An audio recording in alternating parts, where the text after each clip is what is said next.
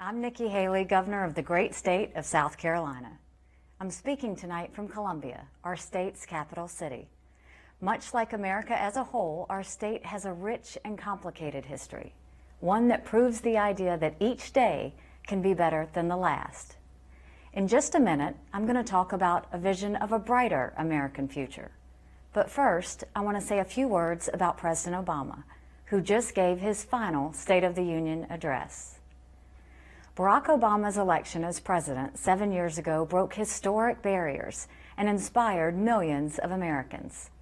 As he did when he first ran for office, tonight President Obama spoke eloquently about grand things. He's at his best when he does that. Unfortunately, the president's record has often fallen far short of his soaring words. As he enters his final year in office, many Americans are still feeling the squeeze of an economy too weak to raise income levels. We're feeling a crushing national debt, a health care plan that has made insurance less affordable and doctors less available, and chaotic unrest in many of our cities. Even worse, we are facing the most dangerous terrorist threat our nation has seen since September 11th. And this president appears unwilling or unable to deal with it. Soon the Obama presidency will end, and America will have the chance to turn in a new direction. That direction is what I want to talk about tonight. At the outset, I'll say this. You've paid attention to what has been happening in Washington, and you're not naive. Neither am I. I see what you see, and many of your frustrations are my frustrations. A frustration with a government that has grown day after day, year after year, yet doesn't serve us any better. A frustration with the same endless conversations we hear over and over again. A frustration with promises made and never kept. We need to be honest with each other and with ourselves. While Democrats in Washington bear much responsibility for the problems facing America today, they do not bear it alone. There is more than enough blame to go around. We as Republicans need to own that truth. We need to recognize our contributions to the erosion of the public trust in America's leadership. We need to accept that we've played a role in how and why our government is broken. And then we need to fix it. The foundation that has made America that last best hope on earth hasn't gone anywhere. It still exists. It's up to us to return to it. For me, that starts right where it always has.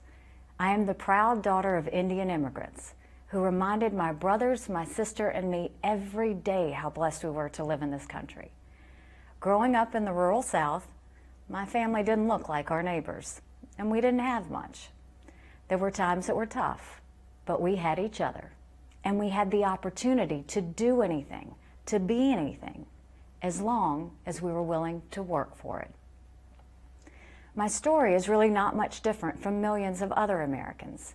Immigrants have been coming to our shores for generations to live the dream that is America.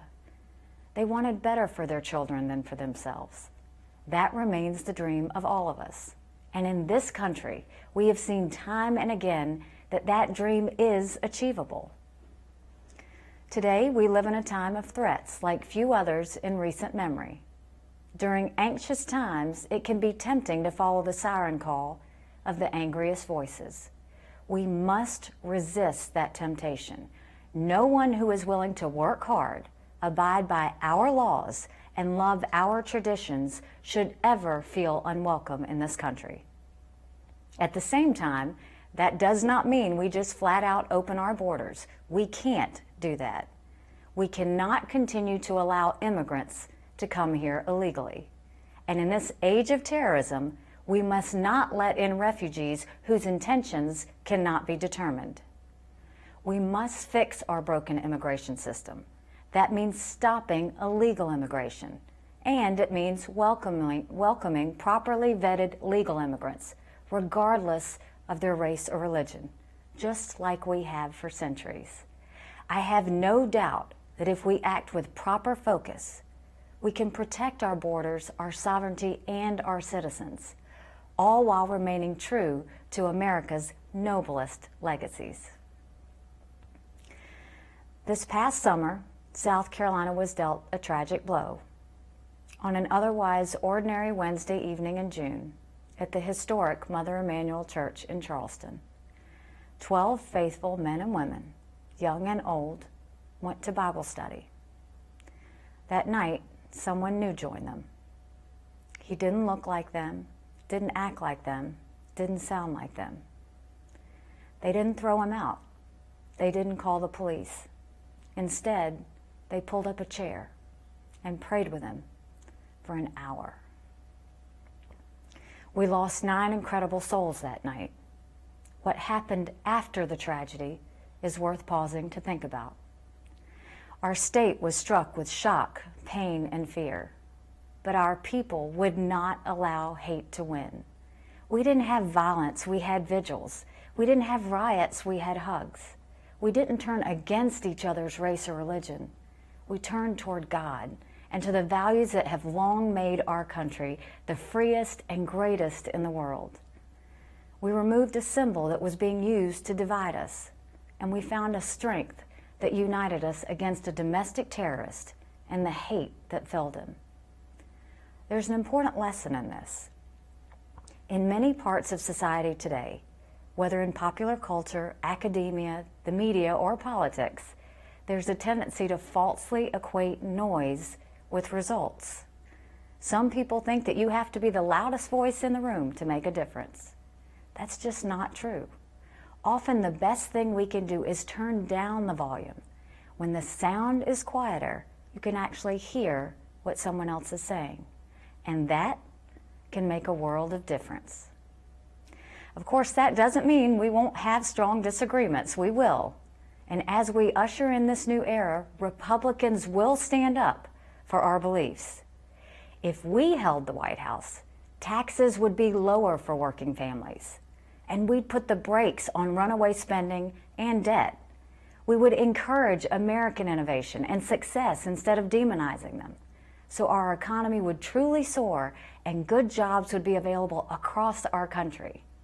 We would reform education so it worked best for students, parents, and teachers, not Washington bureaucrats and union bosses. We would end a disastrous health care program and replace it with reforms that lowered costs and actually let you keep your doctor. We would respect differences in modern families, but we would also insist on respect for religious liberty as a cornerstone of our democracy. We would recognize the importance of the separation of powers and honor the Constitution in its entirety. And yes, that includes the 2nd and 10th Amendments. We would make international agreements that were celebrated in Israel and protested in Iran, not the other way around. And rather than just thanking our brave men and women in uniform, we would actually strengthen our military, so both our friends and our enemies would know that America seeks peace. But when we fight wars, we win them. We have big decisions to make. Our country is being tested, but we've been tested in the past, and our people have always risen to the challenge. We have all the guidance we need to be safe and successful. Our forefathers paved the way for us. Let's take their values and their strengths and rededicate ourselves to doing whatever it takes to keep America the greatest country in the history of man and woman. Thank you, good night, and God bless.